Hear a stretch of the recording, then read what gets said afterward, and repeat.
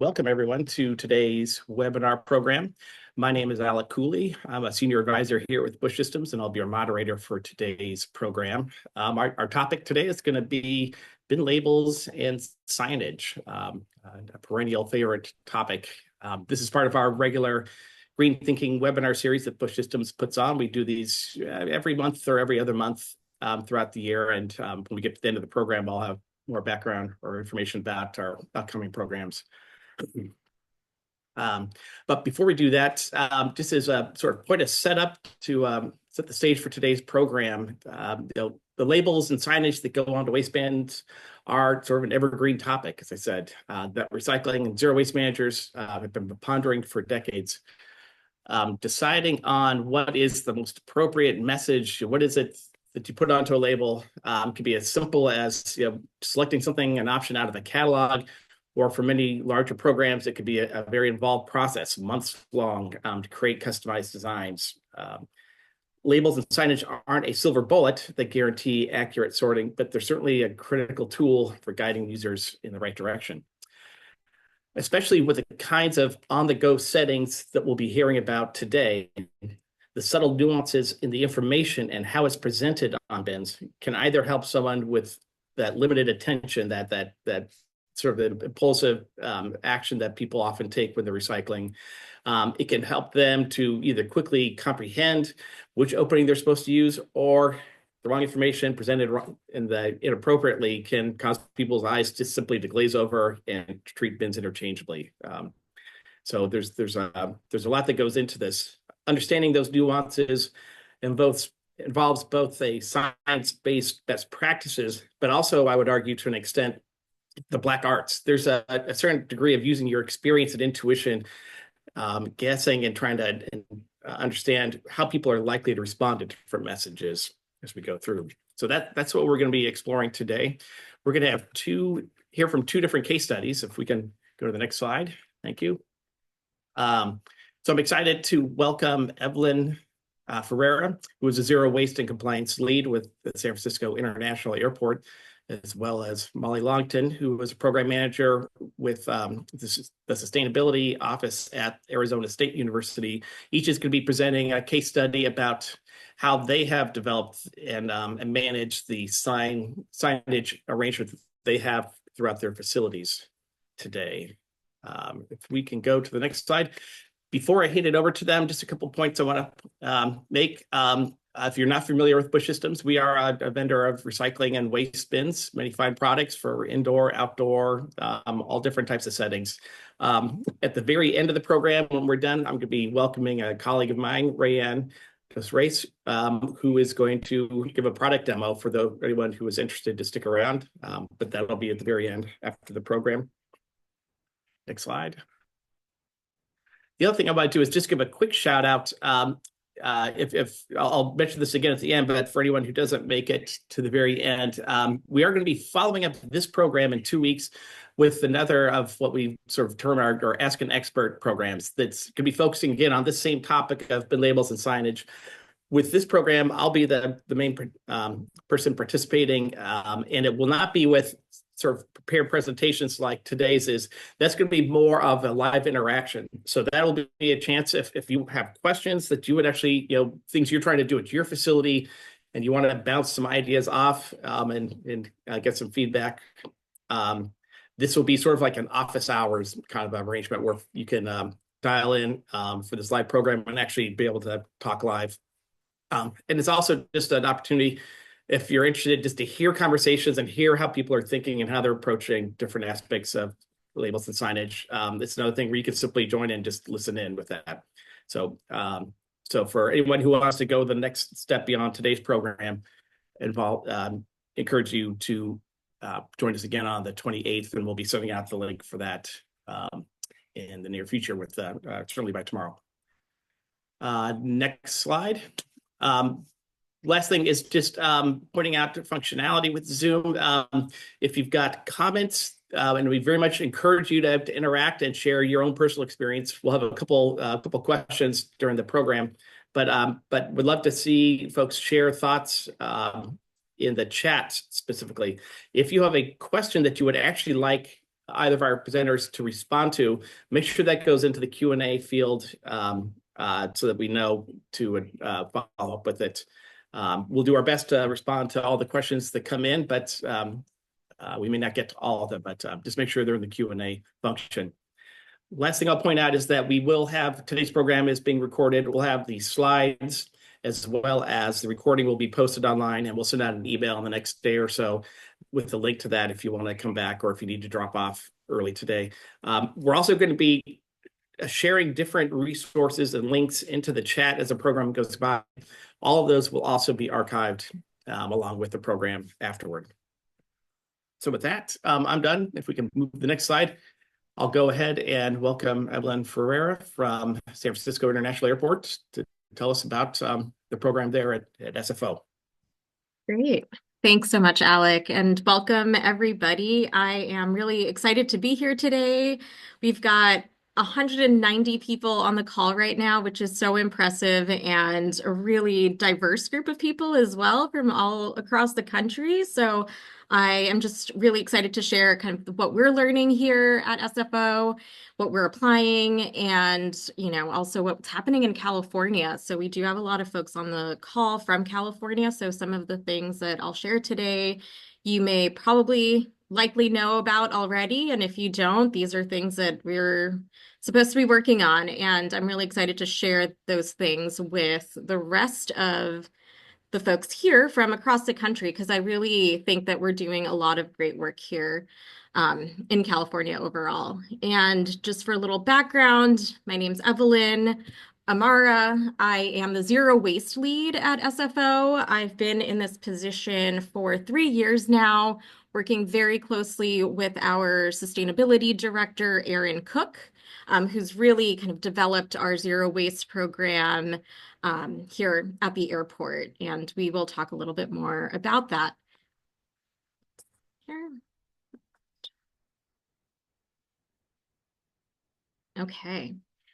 Today we're going to go through kind of SFO's commitment to sustainability. That's one of our tenets, things that we really focus on here at the airport, the things that we've done before, where we're coming from, and what we're working on today, as well as what are we required to do here in California, and how we're building on that, and what's next for us in terms of our waste bin, our approach to waste bin signage and setup as well. And I guess for background, I can't tell you how much time we spend talking about waste bins, signage, and all of the things that we want to accomplish on this front. So SFO is an organization that's very well known for its commitment to sustainability and its commitment to sustainability in aviation. We have a new mission statement that went into effect in 2024 that is to deliver an airport experience where people and planet come first. So I'm just very honored to work at an organization that includes a commitment to sustainability in its mission statement.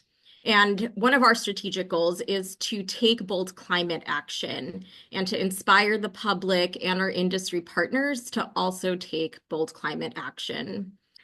In addition, we have a number of other sustainability goals, and the main ones are to achieve net zero carbon and net zero energy by 2030. So our goal is 000, net zero carbon, net zero energy, and zero waste. And within that, under zero waste, we have more specific objectives, which include reducing our landfill-bound waste by 70% per passenger. By 2028, we might need to extend that to 2030, but that's kind of the window that we're aiming for.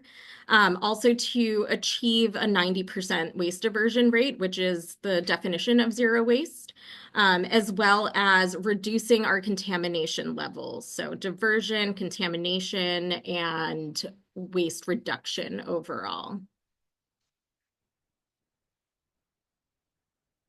So a little bit of background, in California and San Francisco specifically, we have a very robust regulatory system, and also kind of a commitment to sustainability overall, which really helps when trying to move the needle when it comes to waste management and all of our other programs as well. Just for background, California has committed to reducing greenhouse gas emissions by 40%. From 1990 levels by 2030, and that is a very ambitious timeline, which is why we're working so hard to meet all of these goals. Net zero energy, net zero carbon, and zero waste. Specific to waste, however, I'm going to kind of work backwards just in terms of our timeline. California has required recycling at large events since 2004. The city of San Francisco has required composting and recycling, both residential and commercial, since 2009.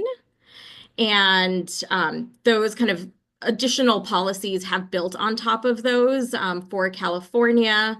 AB 1826, AB 341, kind of specifying broader commercial recycling requirements, as well as expanding that to include composting services commercially and residentially in 2019. And most recently, which folks who are from California will be familiar with, is Senate Bill 1383. This has been very transformational for the state. It is the short-lived climate pollutant law. Essentially, there are a lot of requirements within that, so it's a very robust policy, really focusing on organic waste. And what's really interesting to us and important to us is all of the different sub-requirements of this policy. So it does require mandatory organics collection services to all residents and businesses in the state. It requires education and outreach to the community, which I'll talk more about. It also promotes procurement of recycled organic products locally, so that way we can use the compost that we are making in state. It also requires a food recovery program to reduce food waste, and I will mention that a little bit more later, as well as making sure that recycling and food recovery is kind of embedded into all of the services that residents and businesses have access to. And also it grants counties the ability to monitor compliance and enforcement of SB 1383. So it is a very kind of robust ordinance law that is requiring that we work together with our counties, our waste haulers, as well as composters. Okay, so taking it back, like I mentioned, we have composted here in San Francisco since 2009. That's when we started, and SFO was no exception to that. However, in 2016, the airport did very robust studies on signage to understand, what motivates people, how do people interact with the bins, and to redesign the bins at that time. So that was about 9 years ago now. But very interesting lessons came out of that study.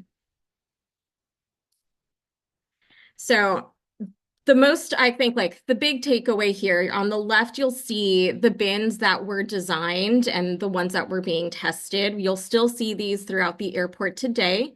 SB 1383 also requires that bins are set up in waste trios, public facing, as long as those materials are being generated in that particular location. So throughout the airport, we do feature this trio system offering recycling, compost, and kind of landfill waste streams for the public, as well in our back of house operations, obviously. What's really interesting about this iteration of bins is that they designed icons at the time, and I'll kind of walk us through the studies that led to this design. So you'll still see these icons.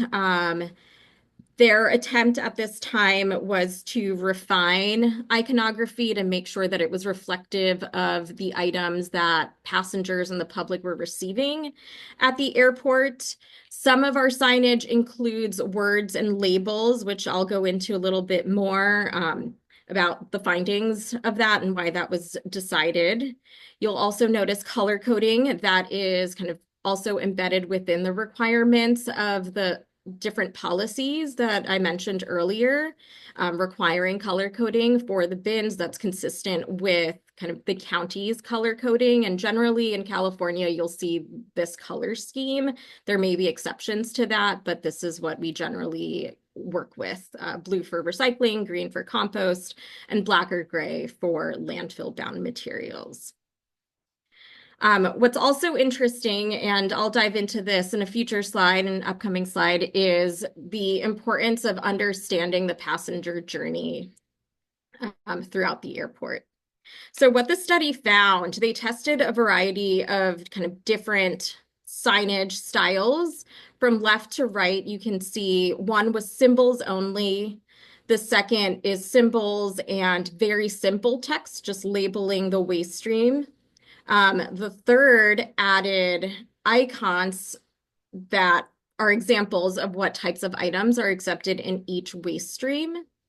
The fourth adds an element of behavior change. So you can see at the bottom that's kind of a behavior change campaign that was featured nearby, adjacent to the waste sorting bins. And the fifth is a words only with just the very basic icon. And what you'll see here at the bottom of the slide were the overall findings. I only featured the high, like the most successful and then the least successful. So style number one, symbols only, what they found was that least sorting happened. So that means the least number of people even attempted to sort. So that's that top row, whether sorting even happened. That type of signage also demonstrated the least amount of diversion. So most items ended up in landfill and not recycling or compost, and also less accurate diversion or sorting. So people just really weren't clear, obviously, because there's very minimal guidance on what goes where. However, as we move over to the right, what the study found is that kind of style number three with the icons of all of the items that go into each waste stream generated the most accurate sorting. So that's a good sign. And as we kind of move forward to the right, you'll see that the style that it adds the behavior change campaign to it featured the most sorting attempts and also the most diversion. Apologies about that. So that's really interesting to note. So it is important to have icons. Well, at least this is what this study shows. It's important to have icons that demonstrate, exemplify what is supposed to go in each bin, and the impact of some sort of messaging that incentivizes, encourages people to participate and to sort their waste. So that's something that we're looking into currently to update our waste sorting messaging and kind of launch a new behavior change campaign for our waste bins. And what was interesting too for the fifth, which is words only, that featured the least amount of sorting attempts. So very few people really even bothered to. And I think that's interesting to note that words may overwhelm people. And we see this pretty consistently throughout the airport when there are too many words. It just kind of overwhelms people. They don't necessarily want to read them and then interpret what exactly does that mean. English as a second language is also a reality at an airport, especially an international airport. We have people coming from all over the world who may or may not speak English. So featuring iconography or photos, which is kind of what we're shifting into or exploring next, is very helpful. So kind of moving away from words only.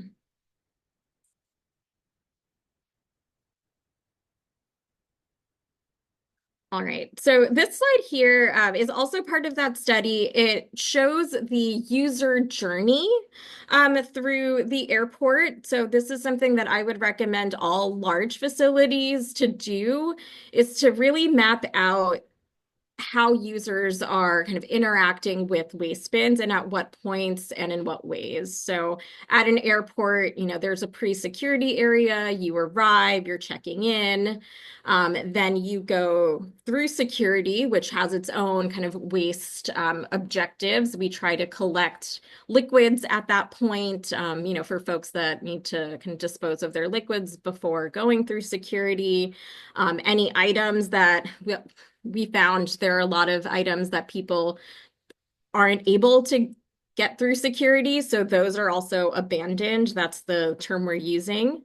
And then they make it to the other side. So at the concourse, that's another part of this passenger journey. You can see that in that, I guess, second row, the volume of trash kind of goes down when you're kind of post-security.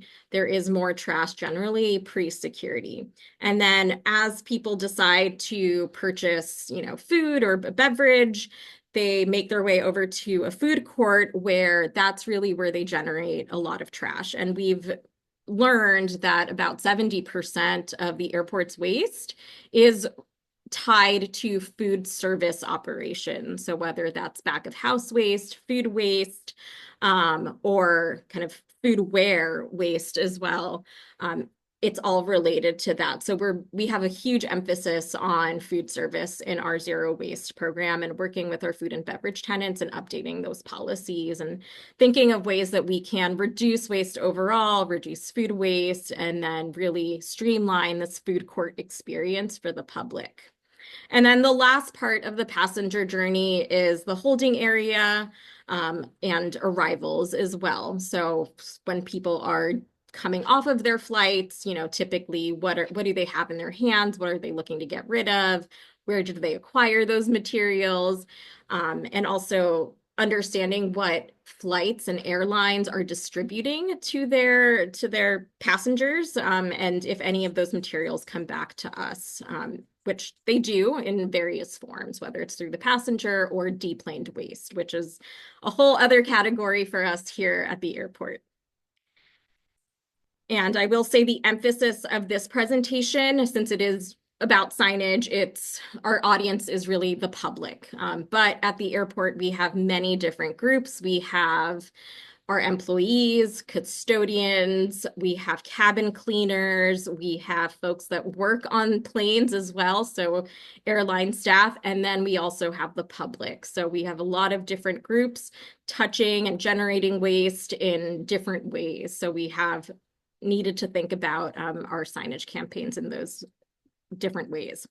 What I also found interesting, that 2016 study, they also did some behavior studies. What they found, just at a very high level, is that folks don't really want to spend a lot of time at a waste bin. So something to be mindful of in terms of like how much signage, also how much work are we asking them to do when it comes to sorting.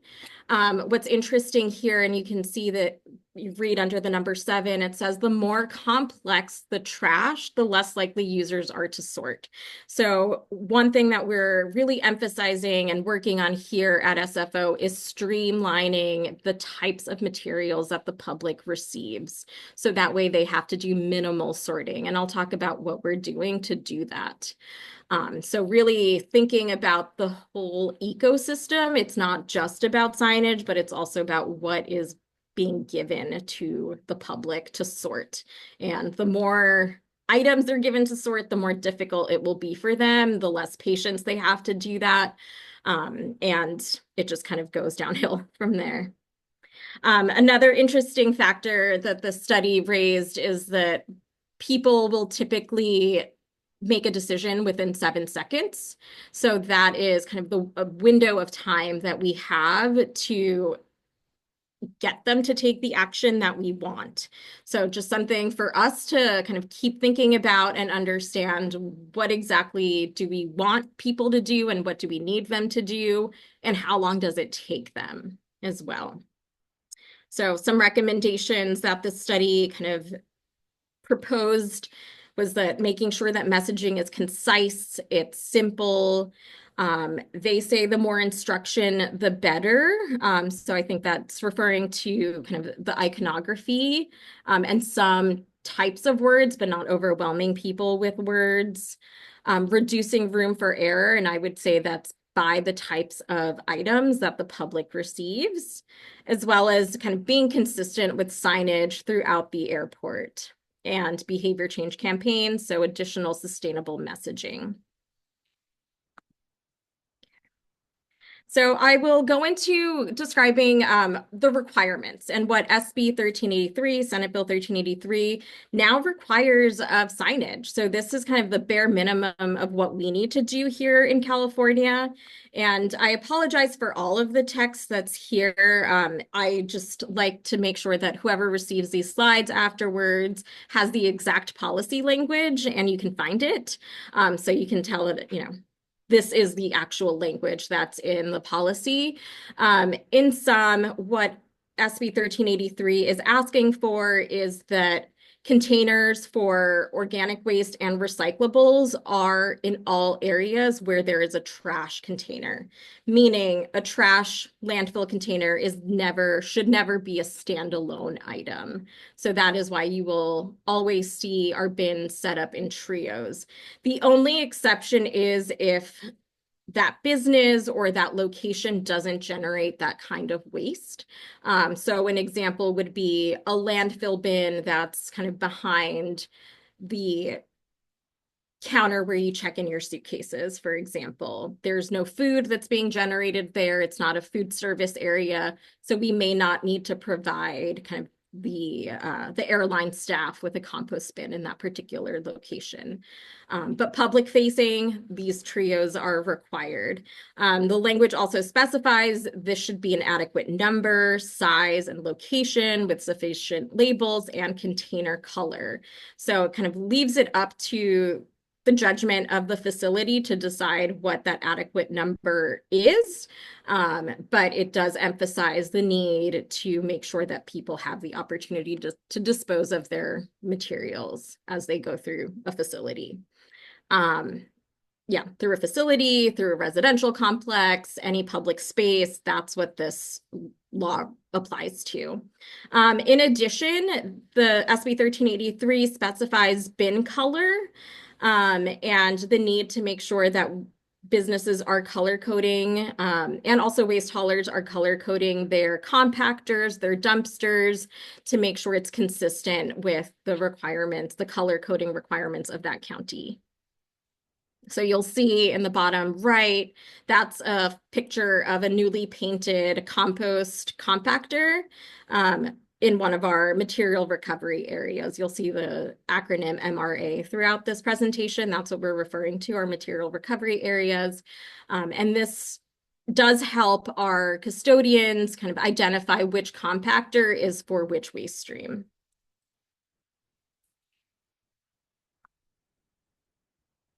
Okay.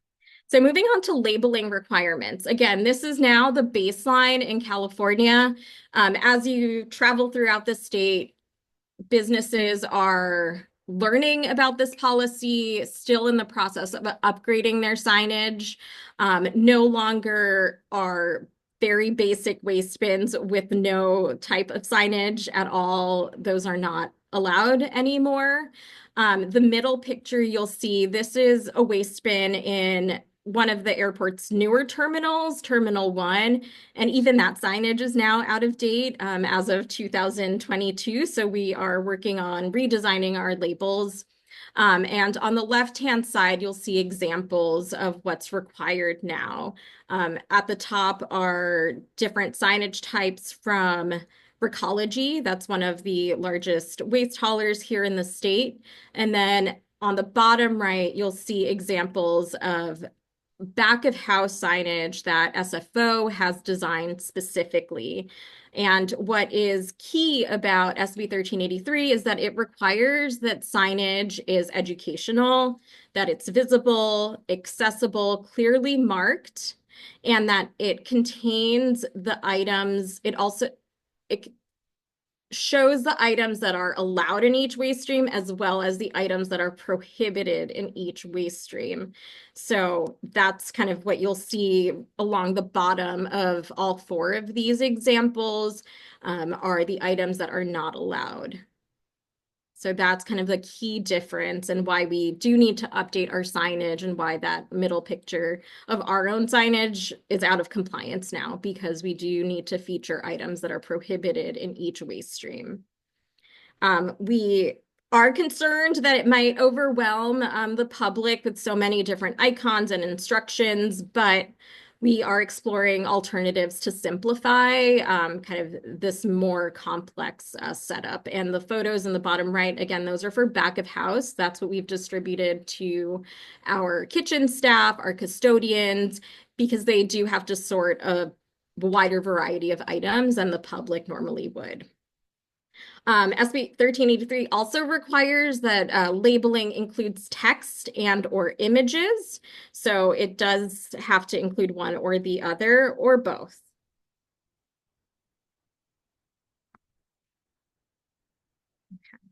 And SB 1383 also has education requirements. And I think this is what really makes this policy stand out to me, that commercial businesses, and that includes multifamily residential, they are required to educate their employees and their residents on proper recycling on an annual basis.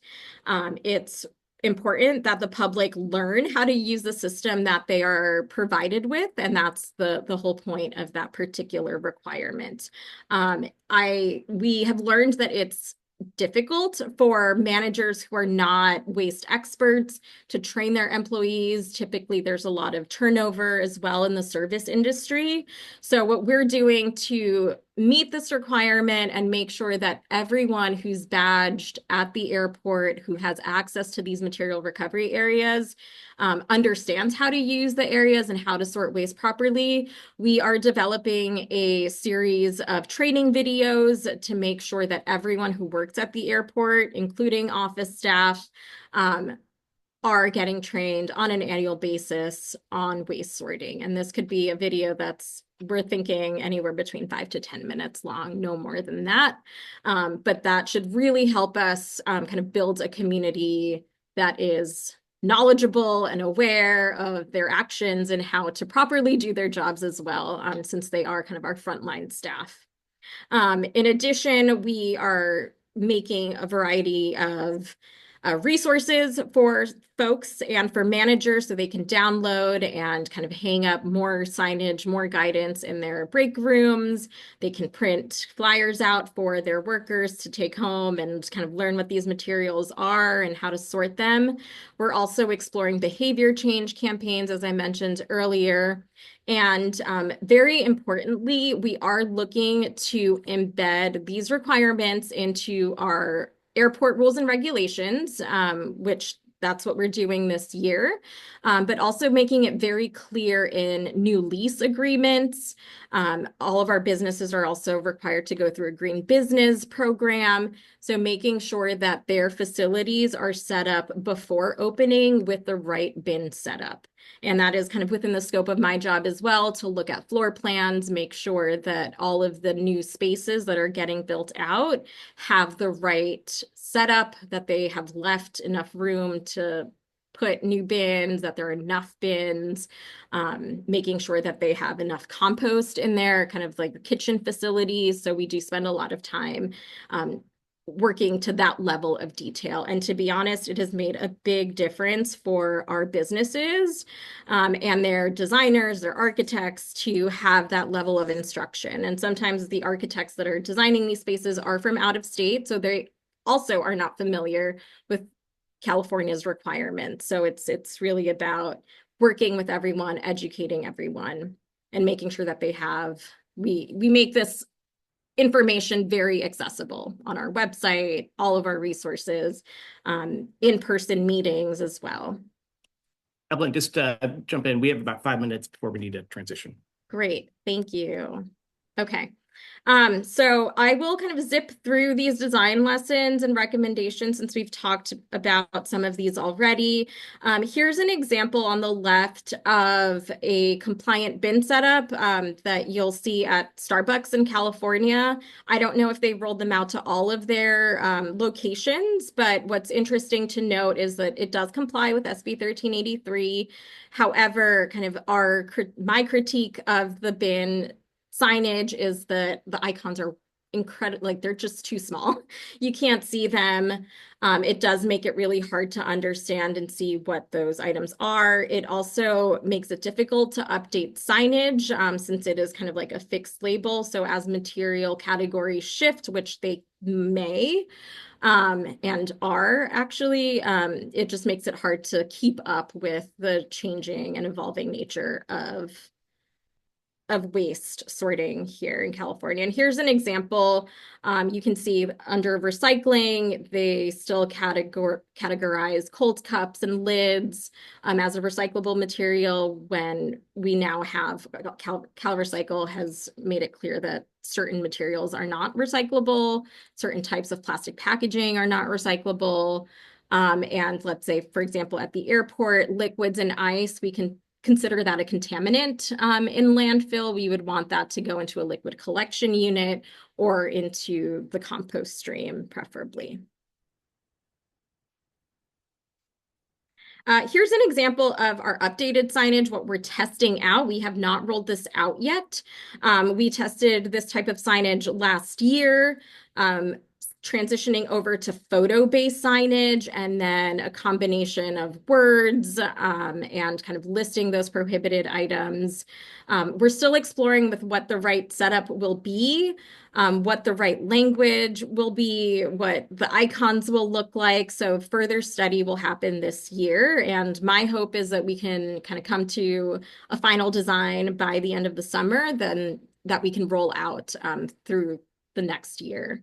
One topic that we are considering is simplifying our waste streams as well.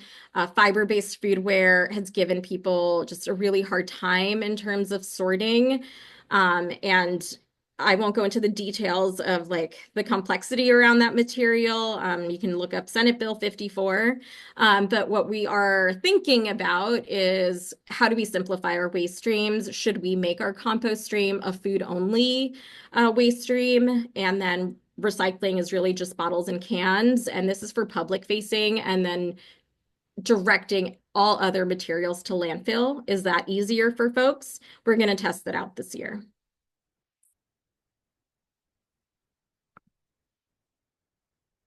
And when we circulate the presentation, I will say this slide is kind of our checklist. So you can take a screenshot of this now or refer to it later. And this is just a checklist of kind of all of the actions that I've discussed today. And then just to wrap up, what's next for zero waste, for SFO? And our goal is we're aiming for zero waste. And we're doing this through many different mechanisms, whether that is regulating foodware accessory handouts, which is another policy here in California, AB 1276. So making sure that accessories are only provided upon request of the customer. Having a food donation program in place, that is a requirement under Senate Bill 1383 as well. So making sure that we're addressing food waste and getting it to people who need it. Also, SFO is a plastic-free airport. We went plastic-free back in 2019 with water bottles, and now all beverages at the airport are packaged in either aluminum or glass. And then moving forward, we're looking to test smart bins in specific locations, kind of those kind of high traffic, challenging locations like food courts. And we're also looking into new systems overall. We did learn through our waste characterization last year that 10% of the airport's waste stream pre-security consists of materials that we're calling recoverable items. So those are personal items that for some reason, well, they don't make it through security because of their size, liquids, personal products, or just items that people can't fit into their suitcase. So we found shoes, backpacks, towels, neck rests, all sorts of items that are in perfectly good condition. And what we're looking at is how do we build a donation stream for that as well. And last but not least is addressing contamination. You guys can revisit the slide later, just kind of discussing where we're at right now in terms of contamination and why it is so important. We know that our waste streams are contaminated about 60% of the time, and in our food courts, waste is missorted 45% of the time, and disposable foodware is missorted about 63% of the time. So in a way, we're really struggling with this. That's why we're looking to simplify signage, but more important than signage is the systems that we are creating for people. So what we are envisioning and working towards now is moving towards reducing waste overall in our food courts specifically. So we're looking at reusable foodware and piloting reusable foodware in 2 of our food courts early 2027. We've already started design, and next year will be construction for our dishwashing facilities to service 2 of those food courts with reusables. And the vision is that we can make SFO a zero waste airport and really simplify waste sorting overall for the public by giving them less waste and kind of really addressing those hard to recycle and hard to sort materials. So definitely come visit us in the years to come, and early 2027, we will be running a reuse pilot. So please come visit us then. And that is all for me. Thank you very much. Great. Thank you, Evelyn. Boy, you guys are doing a lot of work. Lots of great stuff. Exciting to see. Yeah, my hats off is to what you guys are doing, and in general, what is going on in California. I think there's some exciting things happening. If we can't go to the next slide. We're going to go ahead and transition now. Before we do, just again, want to encourage folks to share their own experience in the chat as we go through. You know, when we think about what are the sort of the nuances, the things that make labels work or not. If you've got your own personal experience, if you've done your own pilots, things like that, or lessons learned, I encourage just share some of your thoughts in the chat. We're going to be the chat log will be made available also afterwards. We'll take away last names, but if you do share things, just keep in mind we'll make that available for folks to access afterward. So with that, let me introduce Molly Longton, who's with Arizona State University. And Molly, tell us about what you guys are doing at ASU. Awesome. Thank you so much. So, hi, everybody. My name is Molly Longton. I'm a program manager with the University Sustainability Practices team at Arizona State University. So I oversee a lot of our zero waste programming and communications. And today I'll just be talking about how we've developed and implemented consistent and effective bin labeling across campus.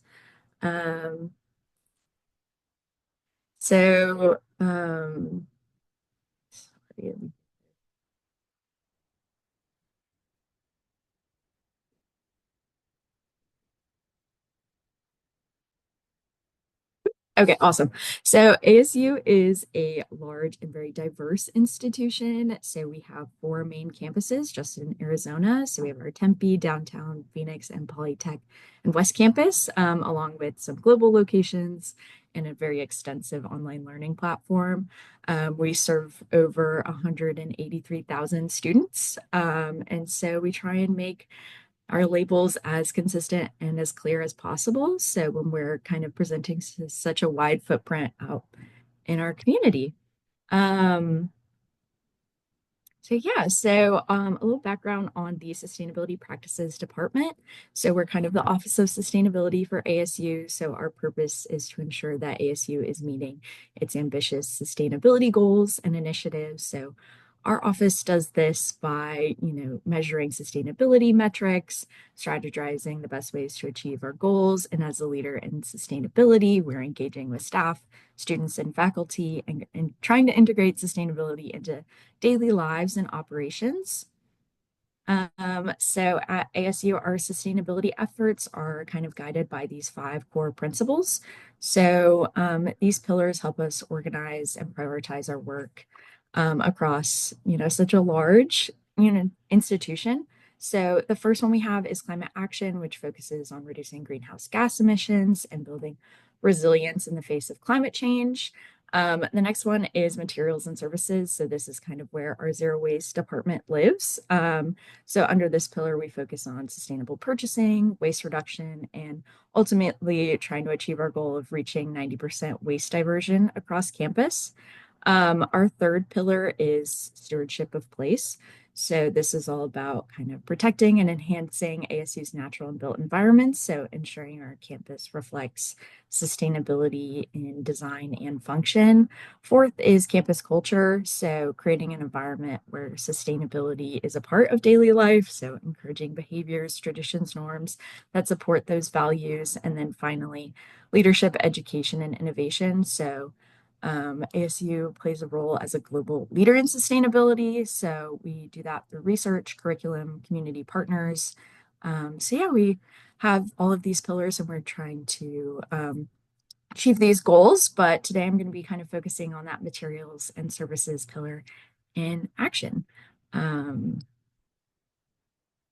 So a little bit about our zero waste department. So we manage bin standards, reduce contamination, collect specialty recycling, analyze waste stream, coordinating ASU waste services contracts, and focusing on standardization, clarity, and behavior change across all ASU locations.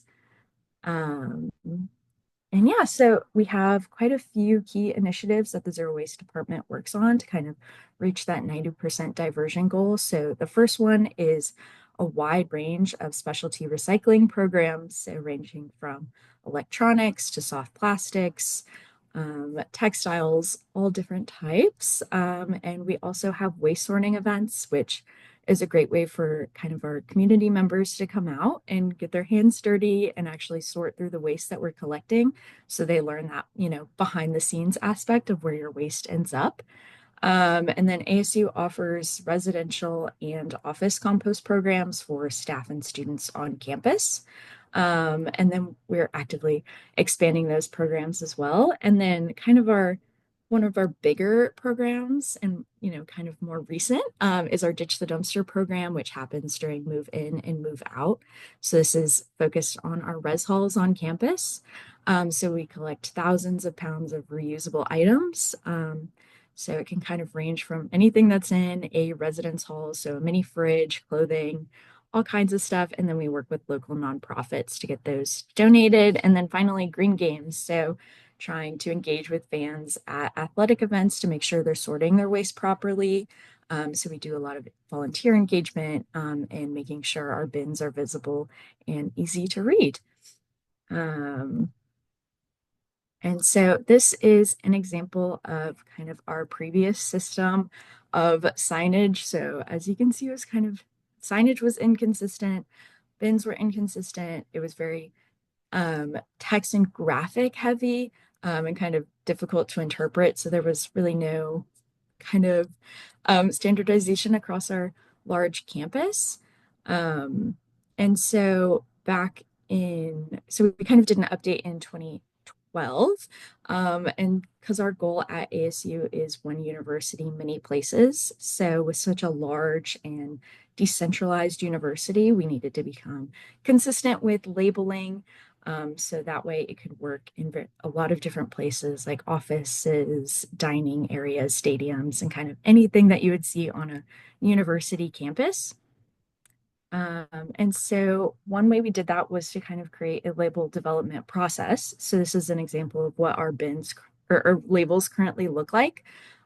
So we created an internal bin standards and developed kind of flexible label templates. So we worked in collaboration with our internal communications team. And so this template allows us to kind of adapt our signage to our various bin styles.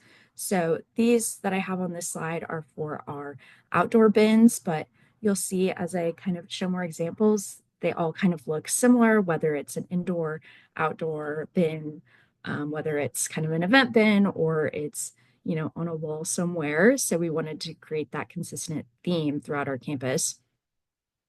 And so a way we did that was we created a photo library. So all of the photos that you see on our labels, we did like a photo shoot for them. So these are some examples. So we tried to find like common things that people are throwing away, like if you have a plastic water bottle or if you're composting an apple, those kind of things. So you can kind of look at what you have in your hand and reflect that on the bin signage. So it makes it easier for kind of our users to match their correct bin with what they're using. Yeah, and so we just keep all of our photos in a Dropbox file, so it's super easy for us to kind of access them, and also having our communications team be able to access them as they'll help kind of if we need to update things really quickly. So yeah, trying to adapt to signage for various bins, all over campus. But this makes it easier to kind of, take what we need to or replace things when there are updates. And then so we try and have visual consistency across all of our labels. So the labels over here are more for our indoor bins. So this one right here is our indoor like classroom bin, and then this is our compactor sign, and this is our outdoor bin label. So they can all kind of be used for each bin, but they're used for each specific case. So we standardized the label format with consistent colors. So we use green for compost, blue for recycling, maroon for donations, and then we use the same images on all our items across the format. So if you see an apple on a compost, bin, then that's what you're seeing in the classroom, whether you're in the Memorial Union, kind of anywhere you're on campus. And yeah, we try to adapt those to our different settings. So our labels are kind of flexible enough to be used across, different various bin designs and locations, whether it's like outdoor or an indoor space. So this is our outdoor bin labels. These are our classroom bins, and these are our compactors. So they all have the same pictures and kind of theme to them. And yeah, we try to tailor them for specific locations as well. So I'll kind of focus on our athletic stadiums for a little bit. So we only offer compost and recycling as our front of house streams. So these labels feature kind of real items that are used in the game. So like nacho trays, the specific cups, the specific food items that are used, like pretzels and different things like that. So it's trying to make it easier for our attendees to kind of sort their items, especially when we have only compost and recycling. It can make it a little bit more challenging for people taking away that landfill bin. And another thing we have is kind of our bonus messaging on our athletic bins. So this is an example of what those look like. So our stadium bins allow us to integrate sustainability messaging throughout our like side signage. So these can promote ASU's top sustainability rankings, highlight public transit, or direct fans to our water refill stations. So I have an example of what those side inserts look like. Yeah, so we're promoting, taking our public transit options. We're talking about our number one ranking, which we're super proud of. Also just promoting to think before you throw. So again, properly sorting at the waste bin, and then using our items like our loyalty cup, which is another program we have in our stadium. Yeah. And so we are lucky to have an internal printing department on our campus. So this is run by a full-time staff member with the help of student workers. So we are able to kind of, cut costs and have very quick kind of response with them since it is a department on our campus. So yeah, all of our kind of signage is printed through our in-house ASU's print and imaging labs. And this helps us kind of replace those damaged labels super quickly, and it makes it super efficient. We go through a lot of sun damaged signs in Arizona just due to the amount of heat we get here. So we update all of our athletic bins about once a year just due to that, making sure they all look fresh and good to go for our new athletic season. And so I'll talk a little bit about a case study. This is very recent in our student union on campus. So our ASU catering team switched from plastic to compostable utensils, which was super exciting for us. And so we had to update the compost label with new utensil photos. So we removed them from our landfill sign and then applied them to our compost sign. And so since this was just in our like dining areas, we only updated them in the student union since that was the only place where these utensils were offered. And then everywhere else on campus has our previous signage. So that way we're trying to look at context and clues of where these items would be used. So the top one is an example of what our sign looked like before, and then the bottom is what it looked like after. So yeah, we worked with our comms team to get a photo of these utensils taken, and then we were able to quickly update that signage to add those as a new item added to our compost bins. So I would say this roughly takes about 2 to 3 weeks for us to be able to kind of replace and update signage and actually get it on the bins. So yeah, it's a very quick process, just super helpful for us. We kind of have updates all the time. We recently had our ASU Starbucks on campus update to compostable cups as well. And so we had to get images of those cups and adding them to all of our bins as well. So yeah, about 2 to 3 weeks. So it makes it really easy whenever those changes kind of happen, which we're expecting to see more of in the recent future, just with trying to reach our goal and having more compostable options offered on campus. And this here is an example of our public bin and label guide, which is found on our website. So if anybody has questions, you can refer to this guide, but this is what we kind of ask our community members to refer to if they have bin or label questions. And then if they ever find an unlabeled or mislabeled bin, like I mentioned, our campus is very large, just 4 in Arizona. And then recently we had a few years ago, our California campus open up. So we just sent them this label guide and they told us which bins they had, and we were able to just ship them the labels that they needed. So that makes it a little bit easier for us when we don't have a, on campus reach in some of those satellite campuses. And then our construction management group will also use this guide when they're purchasing bins or labels for their building updates. So this is an example of what one of those slides looks like. So this is our kind of in classroom bins. So we have kind of the photos of what the bins should look like, what their labels should look like. And that way it's a little bit easier for people to tell what bin they're talking about, since there is kind of a wide variety on campus, since we have so many different contexts. Yeah. And then also just have some additional resources for y'all, which are bin and label guides. So you guys should have had that on the chat already, but yeah, feel free to email if you guys have any questions. Let's see, we use kind of vinyl stickers. So that's what we send to our internal like print and labeling team. So they just print as like easy vinyl. And so that way we're just able to kind of rip the sticker off and put the new one on. I will say sometimes they get so sun damaged we can't even take the old one off. So we just slap the new one on top of the old one. But yeah, I don't know if we have any time for questions, but I think that's everything I've got for today. Thank you, Molly. Again, great work that you all are doing at Arizona State. I had the chance to visit a number of years ago and walk around, and I remember being just really impressed with the system you have to be able to keep that uniformity, a consistent look that is critical for people to not have to get a PhD in recycling every time they walk to a new location. But at the same time, able to customize that and make it adapt it to the situation and the setting. You don't need to talk about office paper in a football stadium. So that whole system that you guys have created, I think is really impressive. Thank you. Thank you.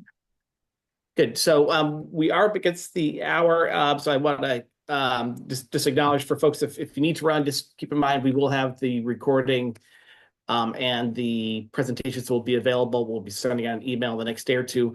We'll go ahead and stay on for just a few minutes just to take some of the questions that have come in, and then there are many more than we'll be able to get to. So we will look to answer some of these also just by put in writing, and we'll make those available also after the program.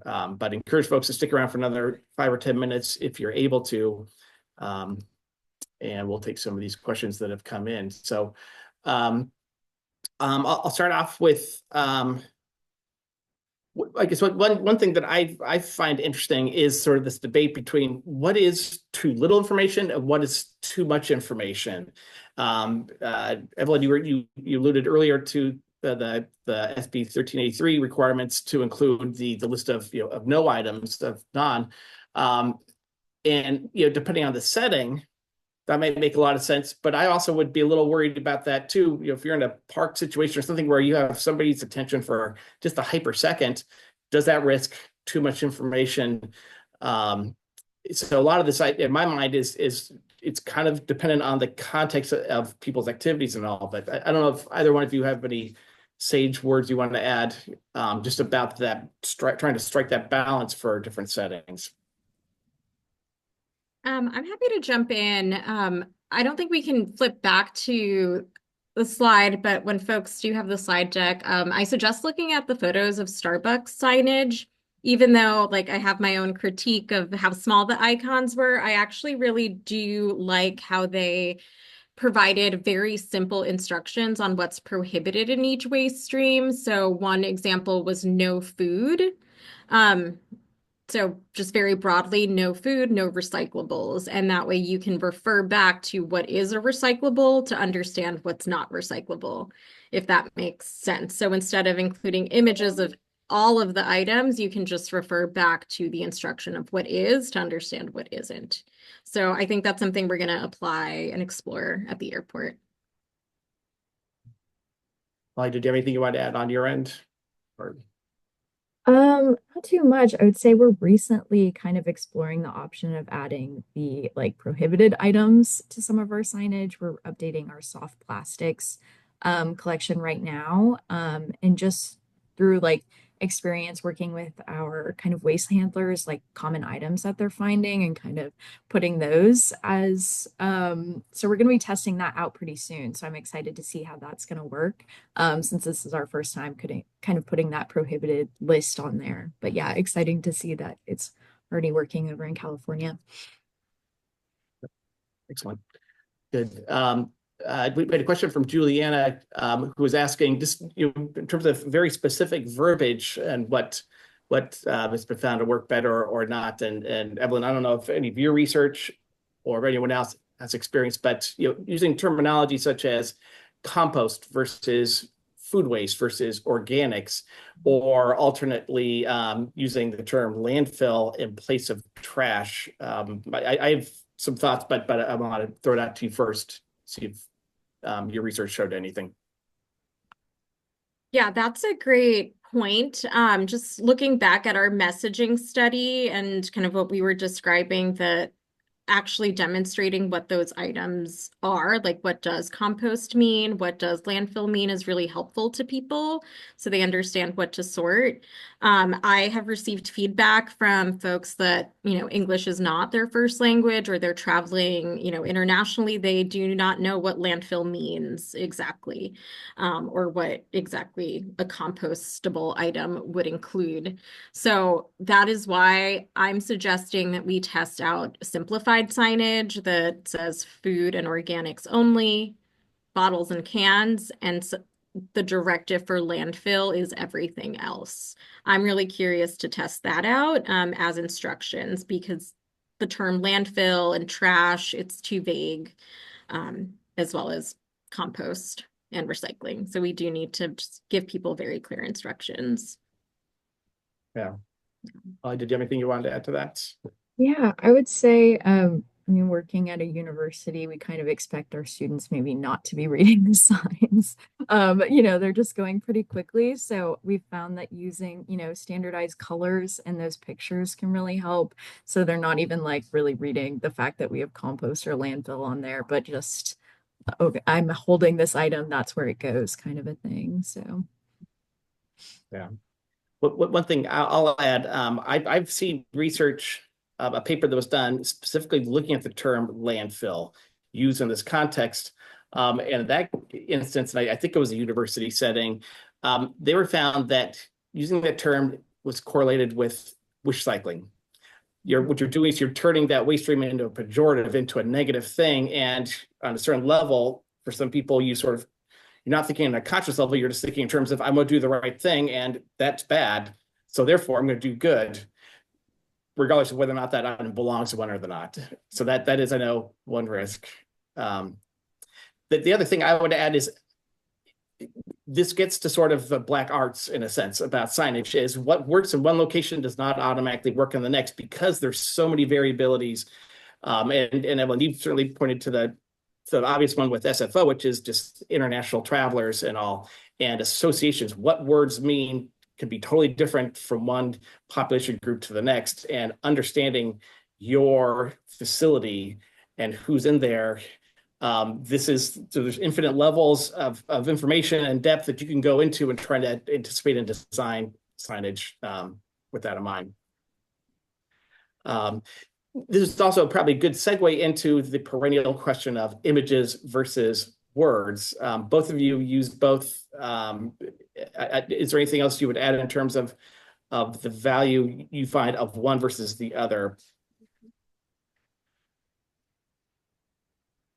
I just answering someone else's comment too in the chat.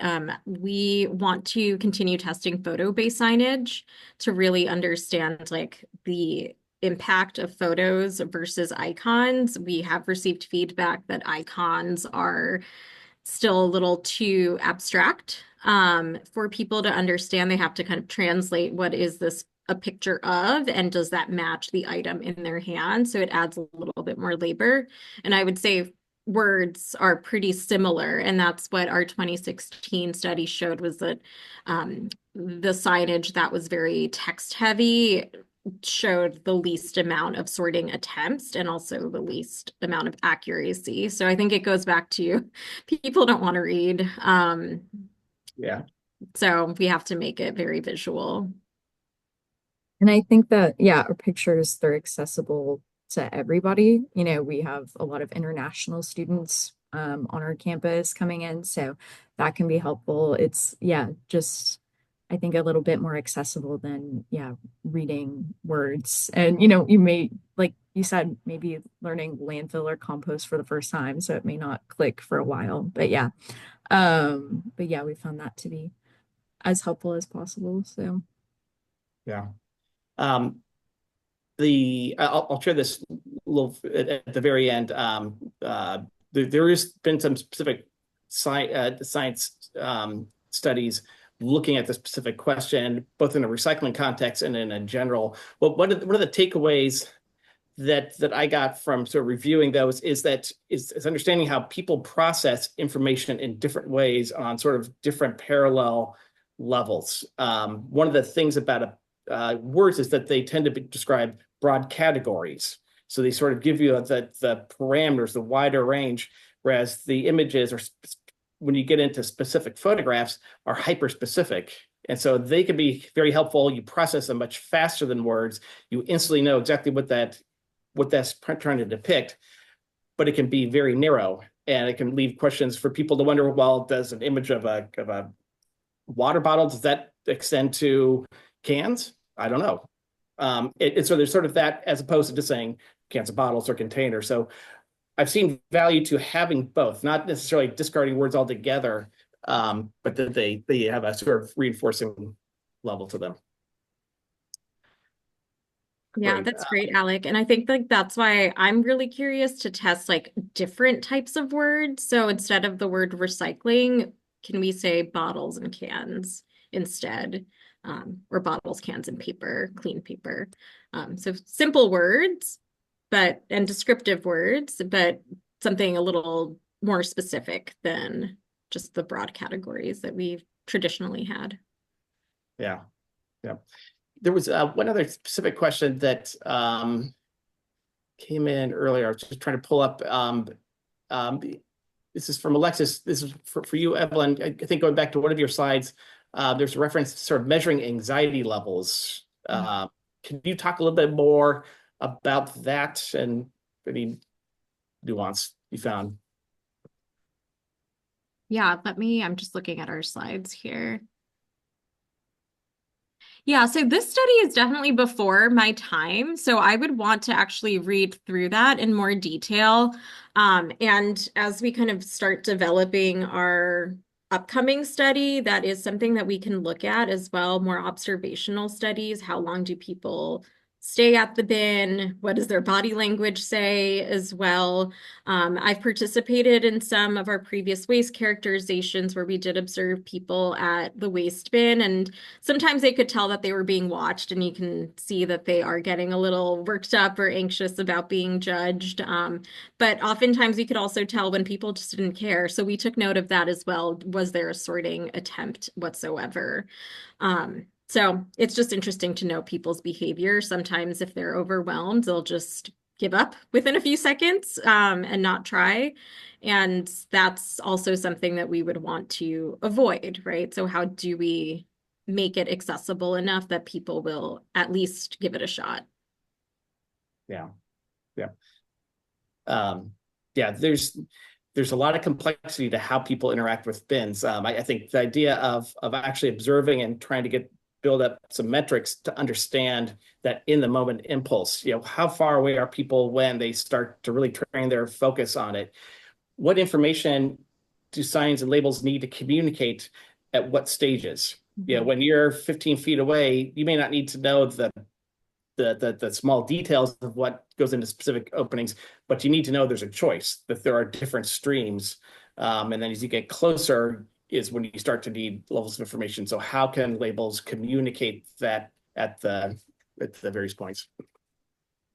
Yeah, and Alec, I'm looking here at the slide, and it's in fine print at the bottom. It's describing the passenger as being anxious, so kind of being mindful of the setting that they're in. So the anxiety wasn't at the waste bin, but more so just the anxiety of being a passenger and trying to make your flight and checking in and all of the steps that are required. So that is actually one of the takeaways that I do want to kind of reiterate for the folks on this call is like it's really important to understand your audience and kind of what their experience is and what they're experiencing outside of the waste context to know what kind of like headspace they're in to understand how they may interact with the waste system overall.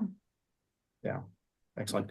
I think we'll wrap up things now. Just I want to be sensitive of folks' time. Again, we will take some of these questions we haven't been able to address, and we'll provide some written responses to some of these with when we send out the email with the recording and the other piece. If we can advance the slide, there are a couple of closing things I want to make reference to. As I mentioned, we'll have all this. We'll be sending out an email to anybody registered. We also have just a deep 3-year archive of recordings from all our past webinars on topics similar and in some cases a little further afield, but all still focused on waste reduction and zero waste in one form or another that you can find on our website, or you can click on that QR code there. Next slide. If you're at all like me and you really like to geek out on this stuff and go deep down a rabbit hole, I've set up a database of just a listing of academic studies that have been done looking at different aspects of how you design bins, looking at how you place them, the type of labels, color, branding, all these different aspects. I've got a database that you can find online. There's a QR code that can lead you to that. There's probably roughly 40 to 50 of these deal with signage in some way. A lot of them are way deeper than you'll ever need to go, but if there's anybody who really likes to do this kind of thing, I encourage you to jump in there. And of course, if you're like a similar interest, always love to hear and compare notes with other folks too. Next slide. And for those of you who don't like to go that deep down a rabbit hole, but you like to have more of a synthesized version, I've written a few blogs over the last couple of years, reviewing some of these and trying to distill that into key learnings from some of these studies that have been done.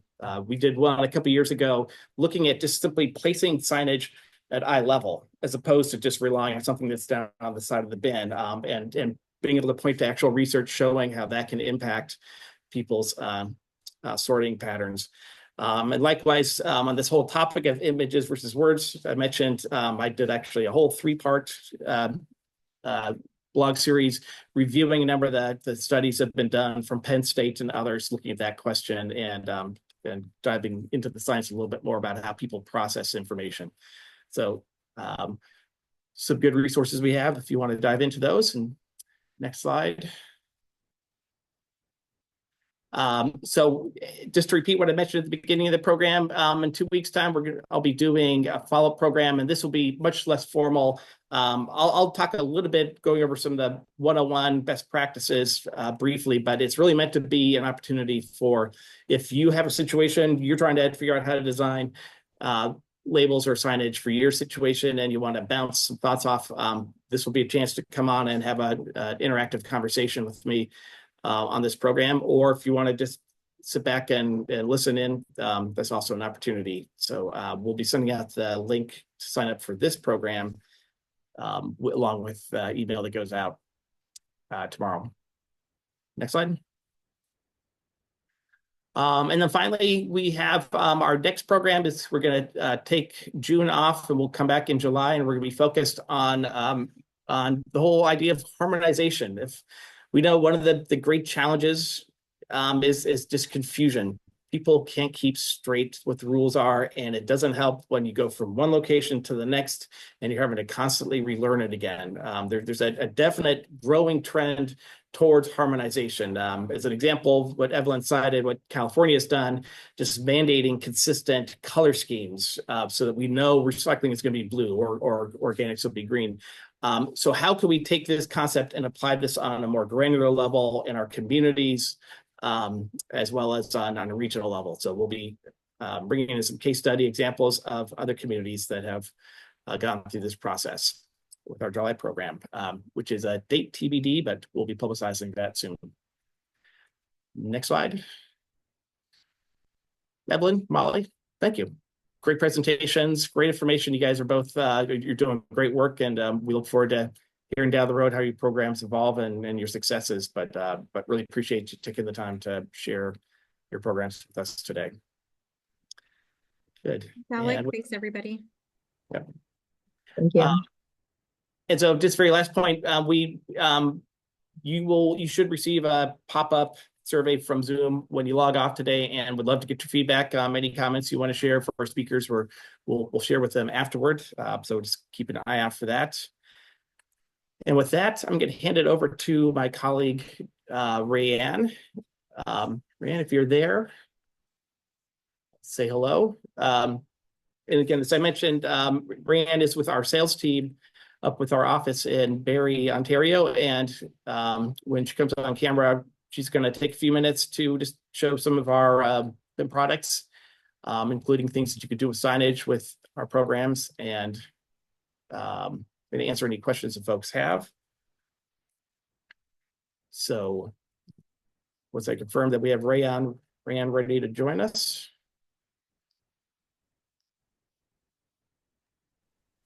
Tyler, if you can just start my screen, please. It won't allow me to. Yep. Rae-Ann.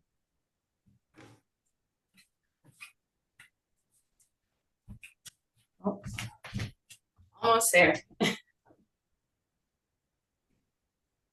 So Rae-Ann, and for anybody who isn't familiar with Busch Systems, our main office is actually up in Ontario, Canada. I'm the one person who's located down here in the States, but Rae-Ann's a great colleague. We enjoy working with you, and you've got a lot of great experience and are great to work with in general. So I will hand it over to you, and you can tell us a little bit more about what Busch Systems does. Sure. Thanks, ALEC. Hi, everybody. As ALEC mentioned, my name is Rae-Ann Dos Reis, and I'm an account manager here at Busch Systems. So some of you know us, some of you may not. So we're a manufacturer of waste and recycling containers. I have quite a few products behind me, which I'm just going to briefly go into a few, as I know we went over time today, and just to show you kind of what we can do with signage, different colors, labels, and just kind of what options we have. So here you can see in the front, we have a lot of our indoor containers. Anything from this metal style container at the end is our Spectrum. It's probably one of our most popular items. Good thing about this series, it does come in a variety of sizes. So anything from an 8-gallon up to a 32-gallon capacity. So really it can fit in a lot of spaces, as does all of our containers really. That's one of the things that a lot of customers need, is a variety of sizes based on location and traffic. So that's very important. Custom signage is important on all of them. As you can see here, we have the sign frame option as well over here. This is our Evolve, very popular for stadiums, airports, and it has the option for a top signage as well as a body sign. And I know Evelyn was speaking earlier about custom signage and how you can have different options on all 4 sides. So a lot of our products have that as well. This one here is our Mosaic. In the last few years, we've actually introduced and started selling new products with full body signs. So that really goes hand in hand with utilization of icons and wording and colors, and just trying to encourage people to properly sort. So the Mosaic, as you can see, it has signage on all 4 sides. And this is a modular unit. So you can do anything from a single, double, triple, quad. You could have 8 different streams, whatever you want. And one thing that we do really well here at Busch Systems, and kind of puts us apart from other organizations that sell containers, is our customization options. So as you can see here, this is a stocked option, as are most of these containers. All of the labels and signage is stocked. But we can work with you and your team to come up with whatever customization you want. I'm actually just am helping a municipality here in Ontario, Canada, and they did something similar to this, but they added all their different icons that their hauler collects, because it's different for every municipality, every area. And then they added some wording and their logo at the bottom. So it's all different things that we can do. We have an in-house graphics team that can work with your team, or if you want to produce the artwork and send it to us, we can print it, or you can print on your own. Really, there's a lot of options, and customization is key, because we know everybody's program is going to be different. This one, again, color is really important. You can see here the colored lids. Again, we can customize. I know I work with a lot of airports, and the Spectrum in particular. People like to put the full body decals down the front, and adding their specific logo or their specific photos of food products or their waste products, or no, do not put liquids. So again, you can customize and really do what you want with any of these products. I'm just going to move a couple of these out of the way so you can see our outdoor bins. So in particular, I want to talk about this one. This is our Expression, and as I mentioned, lately we've added a few additional products to our product line, specializing in focusing on signage. So this one in particular, again, you can customize, and on the side, oftentimes a lot of customers can add advertising. These signs, just as you take off the lid, they can just slip in and out, so very easy to change up. So if your program changes, again, we can just update the sign. You just have to purchase a new sign and not a whole new container, as we know that's very expensive. So very, very popular option. And then here you have our recycled lumber. Again, signage. We can do full body signs on the doors, the smaller ones, labeling, really whatever you want. That's it for today for me. If anybody has any questions on any of our products, what we can do with customization, or really anything at all, feel free to leave a chat, or I'm sure ALEC will be sharing my contact details with you as well. Thank you. Awesome. Thank you so much, Rae-Ann, and we hope everyone enjoys the rest of their day.